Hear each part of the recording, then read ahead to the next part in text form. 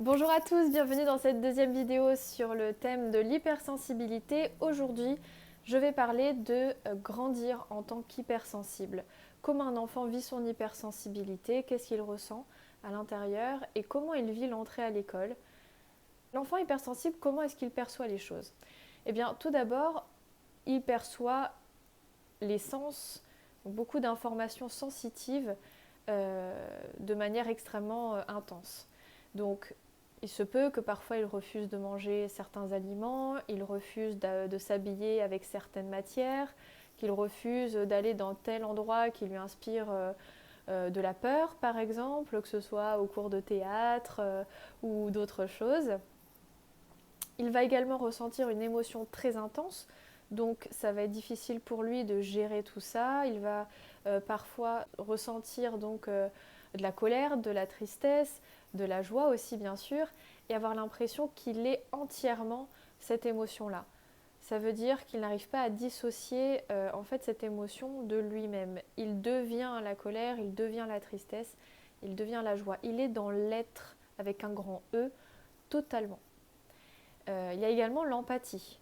L'empathie, donc, il va capter les émotions des autres, et notamment de ses parents, de ses instituteurs, de ses camarades, et ne va pas non plus savoir faire forcément la différence entre ce qu'il ressent lui et ce qui vient de l'extérieur. Donc on en a parlé dans la première vidéo, ça c'est encore le cas chez les adultes hypersensibles, mais c'est vrai que chez l'enfant, c'est d'autant plus difficile à gérer. Pour cela, pour tout simplement faciliter la vie de l'enfant hypersensible, il suffit de l'aider à poser des mots sur ses ressentis. Qu'est-ce que tu ressens? Pourquoi tu n'aimes pas cette matière? Pourquoi tu n'aimes pas ça? Qu'est-ce que ça te fait ressentir? Également au niveau des émotions, pourquoi pas l'aider à poser un mot, une couleur, une forme, ou dessiner tout simplement son émotion. Il y a aussi des livres très sympas maintenant qui existent avec différents choix d'émotions et l'enfant peut dire ben, moi je ressens ça là tout de suite et voilà et pourquoi et essayer de comprendre.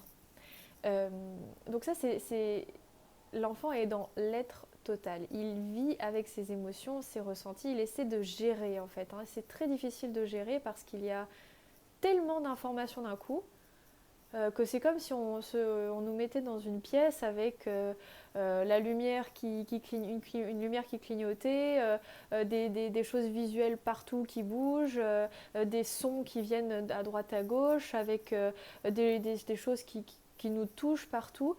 Et c'est vraiment être à vif, hein, l'hypersensibilité. Et l'enfant ne sait pas trop gérer et organiser tout ça au début.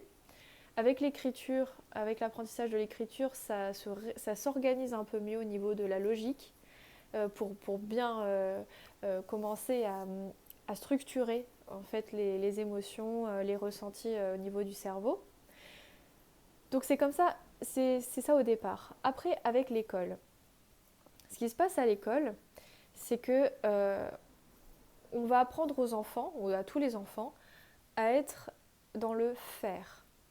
Donc, il faut faire ses devoirs, il faut faire un contrôle, une interrogation, il faut produire et produire bien.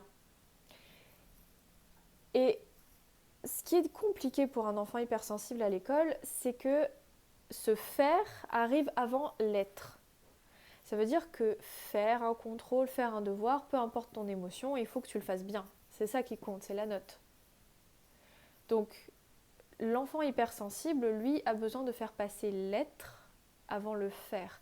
C'est-à-dire que d'abord je suis attiré, passionné, intéressé par un sujet, et par rapport à cette envie, cette passion, cet intérêt pour ce sujet-là, je vais faire des choses et des actions qui en découlent pour atteindre un objectif vers ça.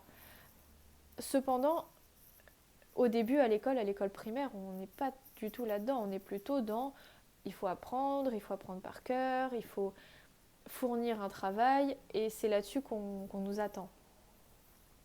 Donc, l'enfant hypersensible, à ce moment-là, doit se suradapter. Il y a des enfants hypersensibles qui le font très bien, et d'autres voilà, qui le font très bien. Disons que ça, c'est encore une discussion, mais disons qu'ils s'adaptent beaucoup mieux au système, plus facilement que d'autres.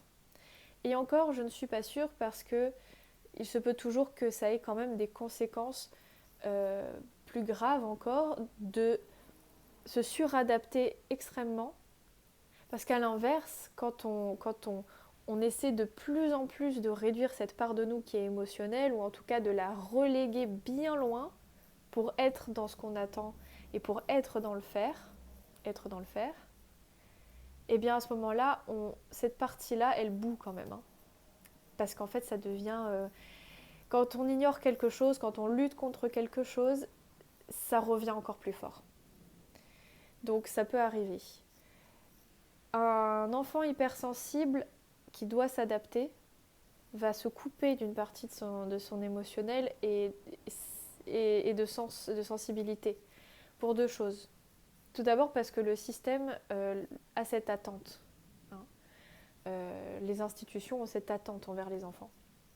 Mais en plus de ça, au niveau des camarades, être hypersensible, c'est vu comme une fragilité potentiellement, parce qu'on entend souvent, oui, si t'es un garçon, tu pleures pas, si t'es un garçon, t'es courageux, si t'es un garçon, t'es fort. Si t'es une fille, c'est normal, t'es fragile, t'es une fille, donc tu pleures. Hein, donc dans les deux cas, c'est absolument stigmatisant et ça aide pas à créer du lien. Les enfants hypersensibles ont envie de nouer un lien profond d'amour avec toute chose, en fait. Que ce soit une matière, une activité, un ami, une amoureuse, un amoureux, ses parents. Il a besoin de ce lien profond avec l'autre. Donc finalement, quand il arrive vers ses camarades et qu'il est empli d'un sentiment d'amour et de joie, il est tout à fait enthousiaste à l'idée de créer du lien, eh bien ses camarades à l'inverse se disent « Oulala, lui, pourquoi est-ce qu'il en veut autant ? Je ne peux pas donner autant, en fait. Je veux juste jouer avec toi, un quart d'heure. Je ne veux pas qu'on crée une amitié qui va durer toute la vie. » Donc ça, c'est vraiment très intéressant à voir. Et c'est notamment pour ça aussi parfois que l'enfant hypersensible, voulant ce lien très profond avec les autres, ce lien d'amour, finalement se retrouve à être un petit peu...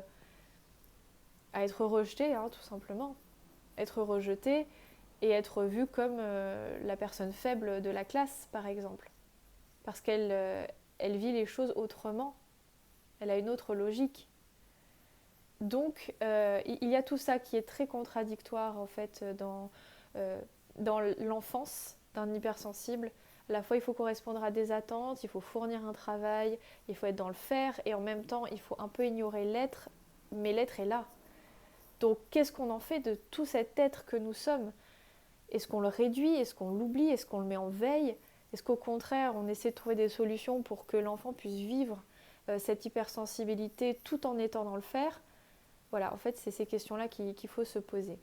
Une fois adulte, l'adulte peut en fait retrouver cette part de lui qui a été mise en veille pendant toutes ces années-là.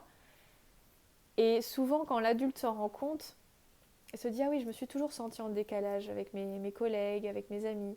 J'ai toujours eu l'impression que ce jeu social, d'amitié un peu en surface, je la ressens comme quelque chose d'assez... c'est assez douloureux en fait de ne rester qu'en surface avec les gens pour quelqu'un d'hypersensible. » Donc l'adulte hypersensible se rend compte de ça. Il se dit, peut-être qu'effectivement je le suis, et donc ce serait bien de reconnecter avec cette part émotionnelle et sensitive et empathique de soi. Et là on se rend compte qu'on n'est pas du tout dans le travail qu'on rêvait de faire, qu'on aime faire. On se rend compte qu'on a été emmené par ça vers des amitiés qui n'en sont pas, vers des relations amoureuses qui n'en sont pas, et qui ne sont pas à la hauteur en tout cas de notre ambition propre et de notre désir profond d'être dans l'amour. Et c'est là qu'on peut redynamiser sa vie autour de cette nouvelle compréhension de soi et de cette complétude. C'est un travail pour redevenir complet avec son hypersensibilité. La thérapie, c'est très bien. Se renseigner, c'est très bien. Il faut avoir conscience de comment on fonctionne. Et c'est une libération incroyable.